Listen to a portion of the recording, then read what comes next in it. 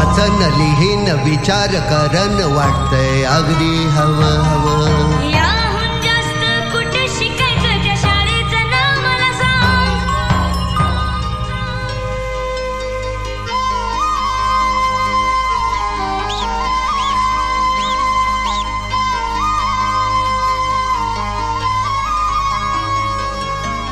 शाळेत येते धमाल नुसती रोज रोज कळतंय नवं नवं. वाचन लिहीन विचार करन वाटतंय अगदी हवं हवं. याहून जास्त कुठे शिकायचं त्या शाळेचं नाव मला सांग.